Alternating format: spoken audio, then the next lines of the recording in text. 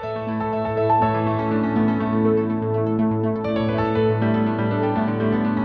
friends, welcome back to the Journal Feed. My name is Nick Zelt, and this is the only place to get spoon-fed the latest and greatest of emergency medicine. We want to keep you up to date on the literature, and to do that, we will spoon-feed it to you. Now, if you are hearing this right now, then you are not currently a Journal Feed subscriber, and so will not be receiving the full Journal Feed podcast, only receiving a portion of the past week's articles. Don't worry, all great articles, but if you would like to get full access to both the podcast and the blog, then you will have to become a member. All the details for that are at journalfeed.org, and remember that we never want money to be a barrier to better patient care. So if you're having any trouble affording a subscription, just get in touch, we'll help you out. This is the audio version of the past week summaries, which this week were brought to you by Rebecca White, Doug Wallace, Millie Koss, Jason Lesnick, and Clay Smith. Let's get right into the first article titled Prehospital Tranexamic Acid for Severe Trauma, the Patch Trial, out of the New England Journal of Medicine. I feel like a few years ago, TXA was pretty much the solution to all things bleeding. But over the last few years, I've become progressively less enamored by it because there's been quite a few negative trials.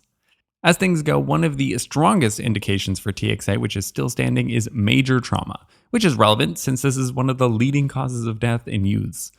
Now, the CRASH 2 trial solidified the use of TXA in general trauma, but following this, there have been many negative trials for the use of TXA in various other bleeding conditions.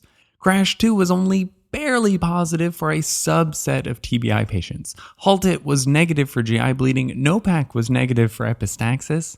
Now, this trial here is kind of a replication of CRASH 2, which is great to see because TXA use in trauma is primarily based just on that one study. In this case, though, it was an EMS trial where TXA was given pre-hospital in the setting of general trauma. Here is a double-blinded RCT on 1,300 patients from Australia, New Zealand, and Germany. I always find it funny to see associations like this. Australia and New Zealand, sure, together, it makes sense. And then you just throw in Germany on a completely different continent. Why? I have no idea, but why not? Now, all the patients had major trauma and suspected trauma-induced coagulopathy. Half were randomized to TXA and half to placebo. The dose of TXA used was the usual 1 gram bolus and then 1 gram within the next 8 hours. The most relevant outcome here was mortality at 6 months, which was roughly 54% for both TXA and the placebo groups, a risk ratio of literally 1.00. I don't think I've ever seen a trial with so little difference. There was also no difference in favorable functional outcomes at 6 months, which was the primary outcome. Nice to see a patient-centered outcome. Yet again, TXA was considered safe with no significant increase in vascular events. This is a pretty well done trial, and it's negative for TXA use in trauma.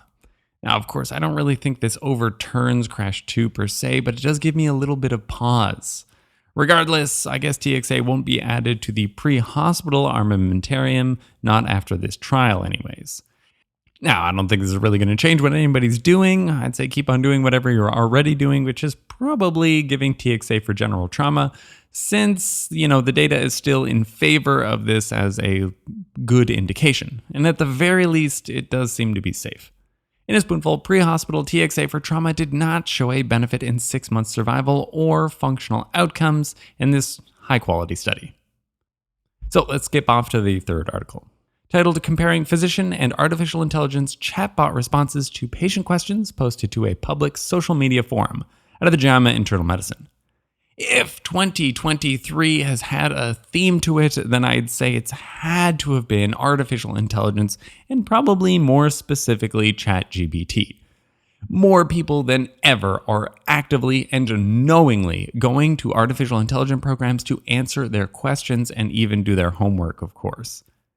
Now, Google has been using artificial intelligence algorithms for a long time to give you all the search results that you know and love.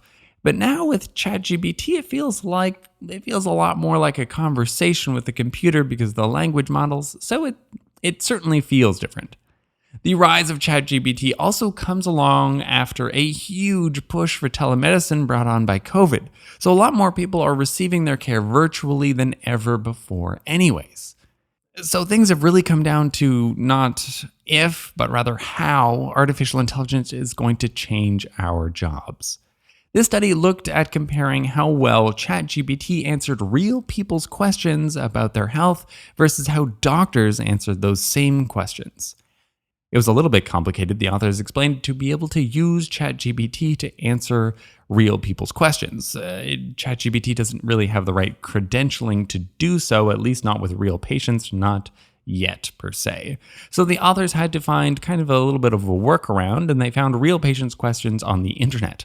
All of the questions that were analyzed were from Ask Docs on Reddit. If you're not nerdy enough to know what Reddit is, well, it's probably the internet's biggest message board.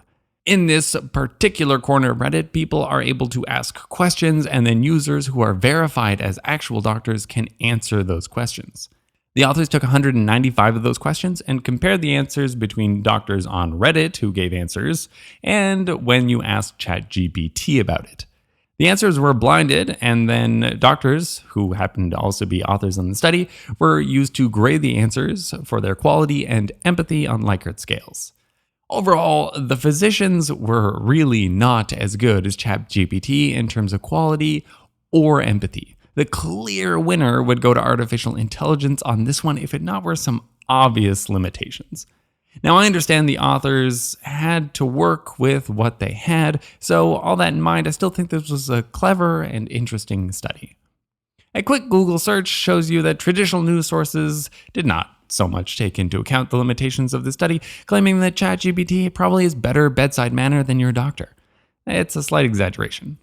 In terms of limitations, well, for starters, the answers that people give on Reddit, even if they are real doctors, they're not likely to compare to how your doctor would actually answer your questions.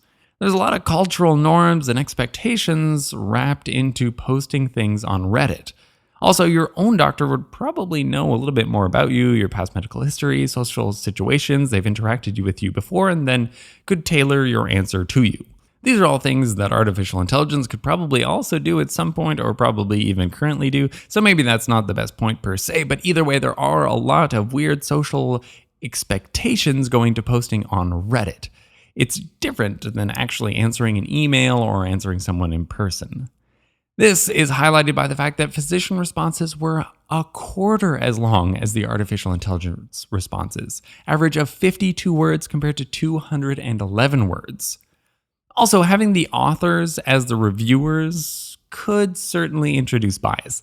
I would have liked to see the reviewers make guesses as to which one was the ChatGPT answer and which one was the Reddit doctor answer, and see how well blinded they really were. In a spoonful, this would be a very poor reason to think that artificial intelligence could replace a real physician, even if just answering questions online. Okay, that's all our articles. Let's do our wrap up. What did we learn today?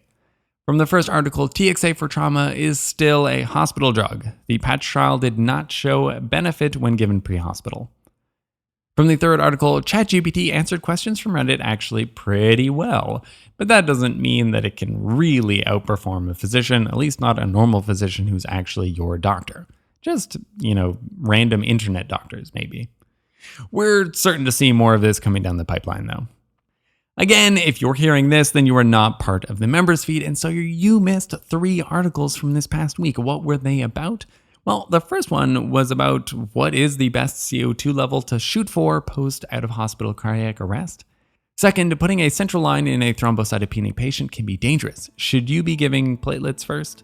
And then the heart score gets a facelift, recalibrating the heart score for high sensitivity troponins. Links to all the articles summarized can be found at journalfeed.org, where the newsletter is the best way to make the podcast into a bite-sized nugget of spaced repetition. Our goal here is for you to read less, learn more, and save lives. One spoonful at a time. Thank you.